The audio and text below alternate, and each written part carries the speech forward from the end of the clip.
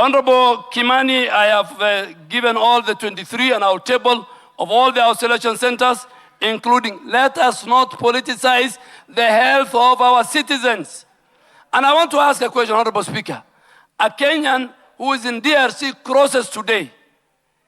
He passes through the scanners in Busia. Minister, you are not here to ask questions. Give a hypothesis. No, Honorable, I want to compare with the US one. Yes. If a Kenyan crosses and then the scanners don't detect as having Ebola, the incubation period for this disease is 3 weeks. He comes and joins his family and the community. After two weeks, he's found to be infected with Ebola. What is the damage that Kenyan can cause? You know, we must look at how to save the nation. So we are more concerned about Americans coming, but we are not concerned about even the thousands of Kenyans, truck drivers who pass every day, go on there. We are just focused. Let us not make, Honorable Speaker, this thing more of the Kenya Kwanza administration. The health of the citizens of our country is a collective responsibility. Those in government, those in the opposition. We can play around with anything else. Honorable Speaker, the Honorable Sarah Korere, there have been 16 other previous Ebola outbreaks in our country. This is the 17th one. So it didn't come with this government. COVID was not with this government. So, and then Ebola and all infectious diseases, they don't know borders. They cross. They can cross from anywhere. And we must make sure the isolation and treatment centers, including the one in Laikipia, are securely controlled. The environment, even within the Laikipia, in fact, because it's a military camp, is even more secure than the ones we are putting in the counties. Any one of us can be infected with Ebola, God forbid. Healthcare workers will be trained. Waste management will be done.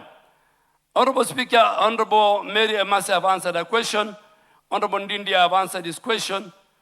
I think there was Honorable Zamzam under the International Health Regulation Act of 2005, which this House has adopted. We are obligated. We are part of the global community. We are part of the global health security. Kenya is celebrated as one of the key leaders in global health security. We are obligated not only to take care of our own, but we are obligated to treat, to detect, and make sure even those who are not Kenyans, but who are within our border, must be taken care of, so that we are not safe until all of us are safe. I think the Honorable Deputy Minority Leader, my old colleague, the facility is receiving patients. What we have passed in the House was on infectious, biosafety, biological, which were all stipulated in the agreement. And Honorable Speaker, I have carried all the documents for this House. It was there before. You can get it from the Hansard, how it was passed, but I still have copies at the Ministry of Health.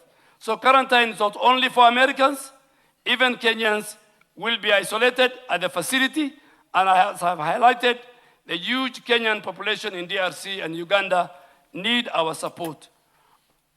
Honorable Speaker, I think most of the questions I have answered. The last one is, let our preparedness and response be dictated by science and not by politics.